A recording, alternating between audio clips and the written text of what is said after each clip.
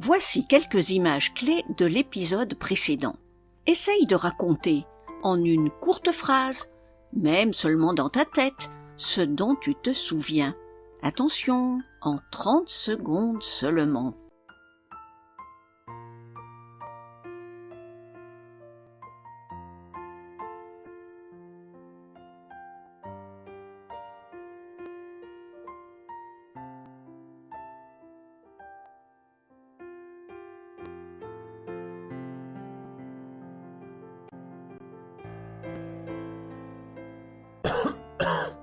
Après une quinte de tout, la grand-mère reprend son souffle.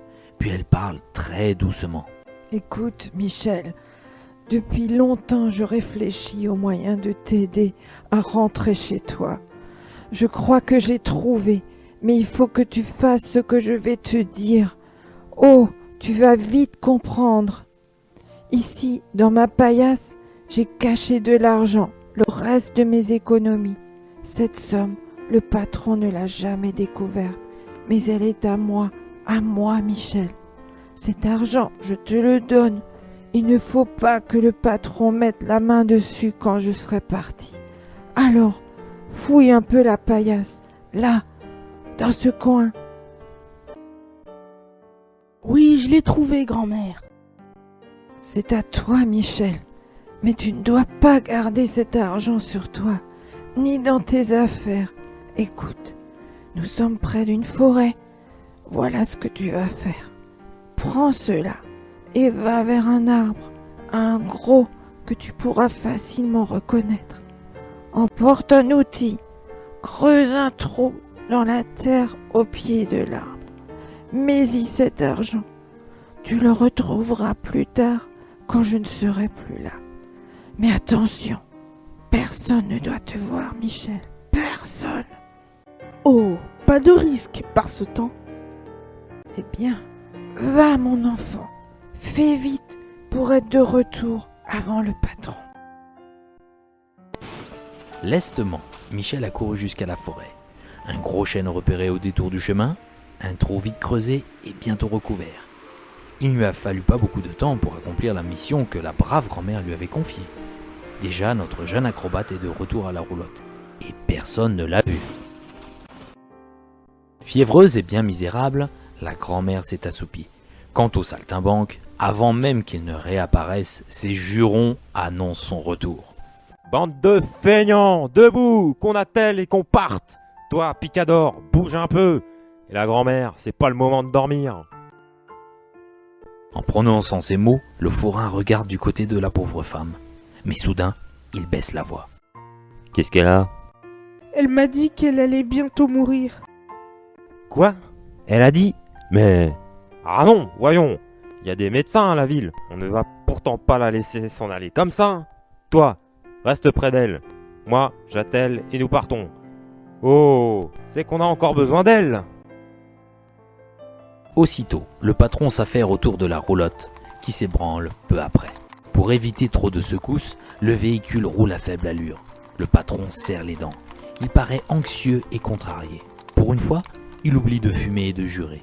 Près du lit, Michel s'est assis impuissant et tremblant. Après 3 kilomètres, on voit enfin les premières maisons de la ville. Le souffle de la pauvre grand-mère se fait de plus en plus court. En la voyant, Michel ne peut s'empêcher de penser à une bougie dont la flamme baisse encore pour s'éteindre soudain, sans bruit. Le patron court au poste de police, on appelle un médecin. Quand il arrive dans la roulotte, c'est fini. Oh, grand-mère, grand-mère. Arrête de pleurnicher, on a déjà assez de problèmes. Un peu plus tard, 2 infirmiers sont sur place. Puis une charrette à bras emmène la dépouille qui reposera ailleurs, en attendant l'ensevelissement. Avec Michel, le patron suit le triste convoi. Il faudra faire une série de formalités. Oh, que cela l'ennuie! En quittant la mairie, il s'arrête au café. Il va s'y attarder, oubliant complètement Michel. Mais notre jeune ami a de la mémoire, lui.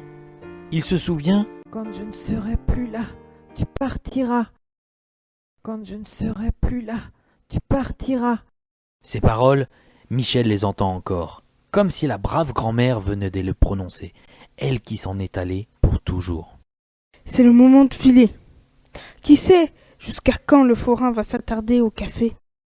Résolument, le jeune garçon quitte la place de la ville. Le voici sur la petite route de campagne.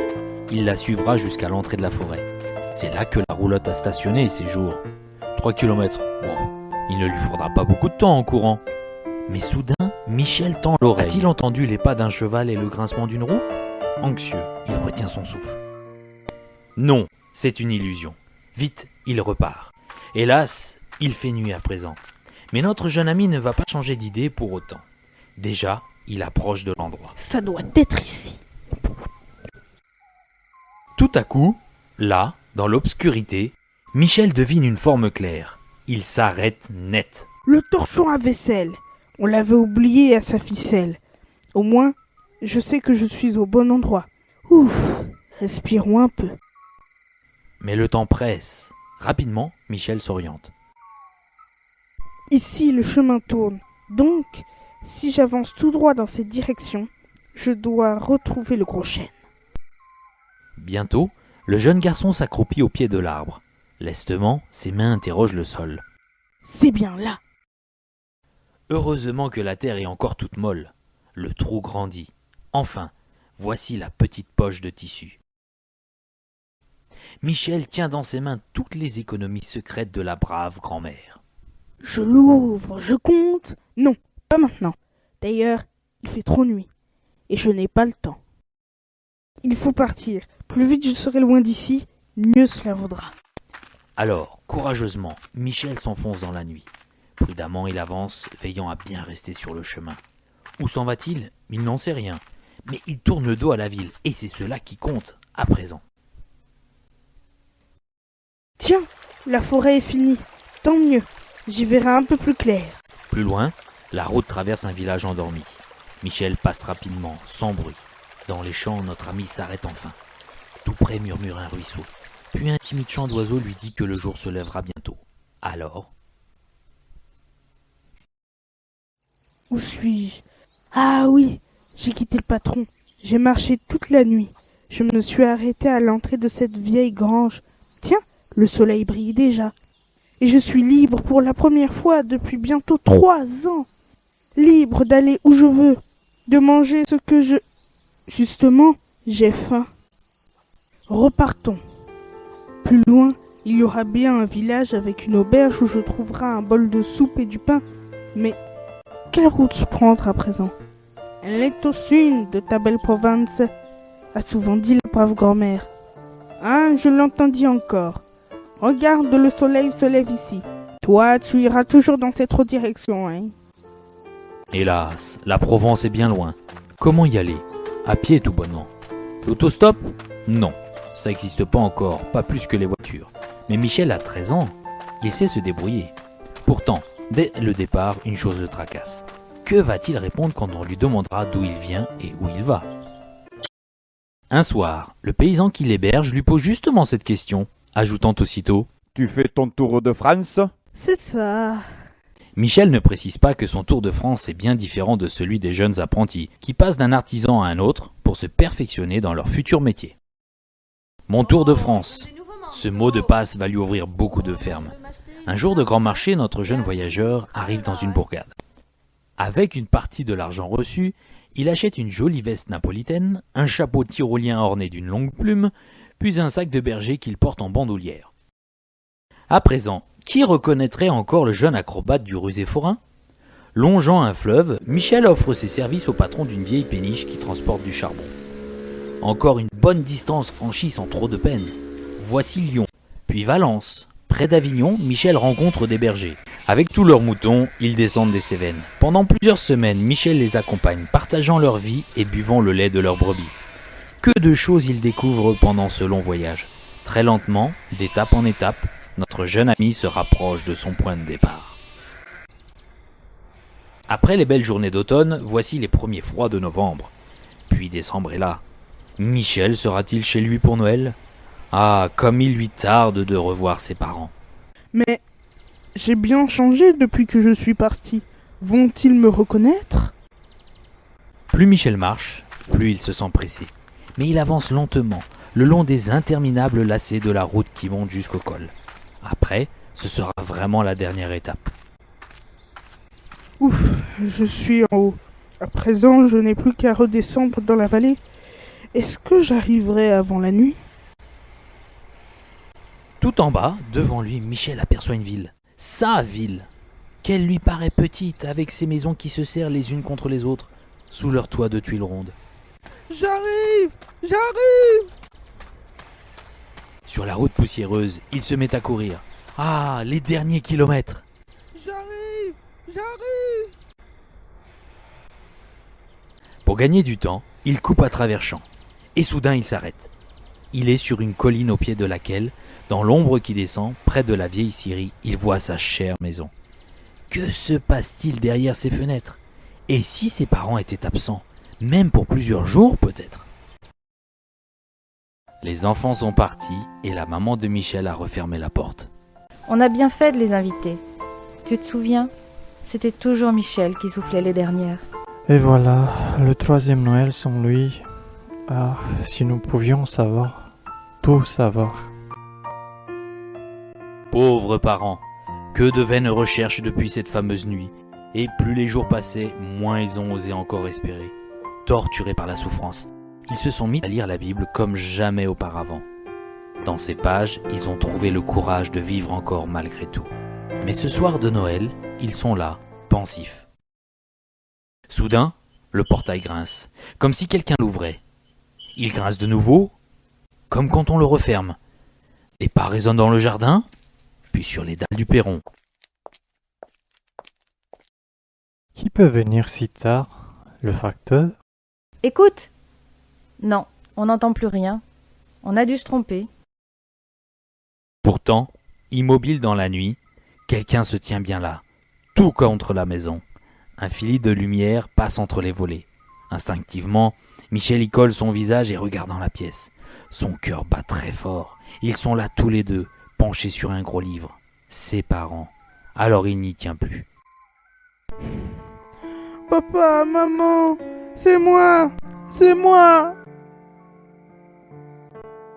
C'est moi! Le père se retourne et se lève. Qui appelle? C'est peut-être un enfant qui a oublié quelque chose. Ouvrons vite. La porte tourne sur ses gonds. Dehors, un jeune homme attend, muet, la tête basse. Encore un mendiant sans doute. C'est moi! Michel! Les parents font entrer leur étrange visiteur. La mère de Michel regarde son mari. Et lui, des yeux, interroge sa femme. Pourquoi ne dit-elle rien? En général, une mère vibre en présence de l'enfant qu'elle retrouve. Alors? Il faut comprendre leur surprise et leur méfiance aussi. À plusieurs reprises, après le départ de leur fils, ils ont reçu d'étranges lettres de personnes inconnues qui demandaient toujours de l'argent en échange de renseignements concernant l'enfant disparu. Mais toutes ces promesses étaient vagues et trompeuses. Et puis, ils ont gardé intact dans leur cœur le souvenir d'un Michel de 10 ans. Bien sûr, s'il vit encore, il doit avoir beaucoup changé. Mais ce jeune homme qui vient d'arriver, et auquel on donnerait facilement 13 ou 14 ans, qui leur prouve que c'est bien leur fils? Il peut raconter ce qu'il veut, lui. Soudain, Michel fouille l'une de ses poches. Il en retire un petit mouchoir. Regarde, maman, tu le reconnais? C'est toi qui l'as brodé. Il ne m'a jamais quitté depuis mon départ. La mère prend l'objet. Ce M décoratif. Oui, c'est bien le travail de ses doigts agiles. Michel! Maman! Maman! L'adolescent laisse tomber son chapeau tyrolien pour embrasser sa mère. L'émotion est trop forte, après tant de fatigue. L'adolescent chancelle et s'effondre, évanoui. Portons-le vite sous le lit de Michel. Quand il revient à lui, Michel croit sortir d'un très long sommeil. Mais il n'a pas rêvé. Il est bien à la maison, entouré des siens. Sa main glisse hors du lit. C'est la gauche. Comme un éclair, une même pensée traverse l'esprit du père et de la mère. La cicatrice. La cicatrice. Ils prennent cette main, repoussent la manche, approchent la lampe de chevet. La cicatrice est là, traversant le poignet. Triste souvenir de la scierie voisine. Cette fois, plus de doute. C'est bien Michel, le vrai, le leur. Après plus de 2 ans, l'enfant prodigue est enfin de retour au foyer. Alors Michel répond à 1000 questions. Il raconte tout. même les mensonges pour aller admirer l'acrobate sur la place de la ville. De tout son cœur, il implore le pardon de ses parents.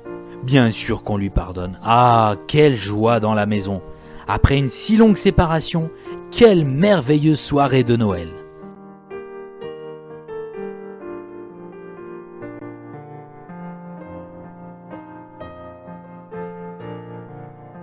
Voilà, l'histoire de Michel est terminée. Nous espérons qu'elle t'a captivé et que tu en as tiré de bonnes leçons pour ta vie. Si tu veux en savoir davantage sur l'histoire de la naissance de Jésus que l'on fête ou devrait fêter à Noël, tu peux lire le chapitre 2 de l'Évangile selon Luc. Tu peux aussi écouter le récit sur le CD C'est Noël de Samuel et Hélène Grandjean, en vente à la Maison de la Bible ou sur www.esaïe55.fr.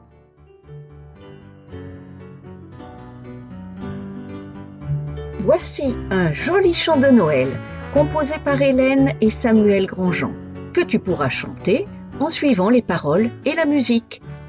Tu peux le retrouver dans le recueil Mes chants préférés qui est en vente sur le site www.esaïe55.fr. Il s'intitule « Ah, si tout le monde pouvait chanter ».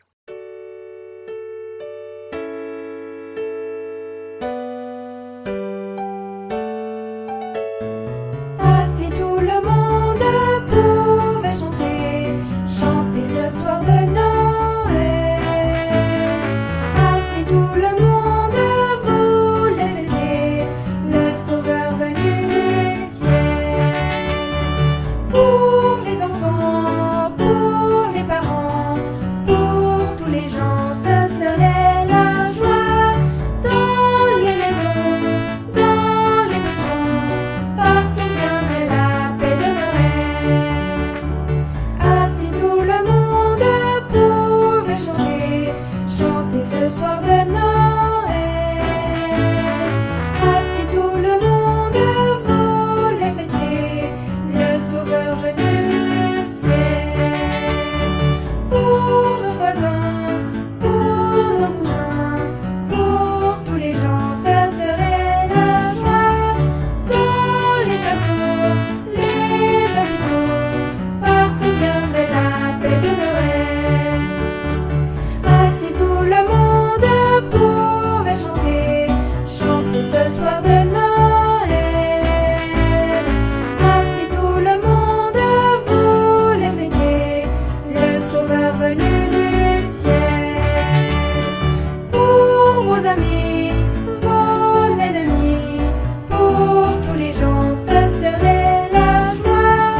Dans mon pays, ou loin d'ici, partout viendrait la paix de Noël.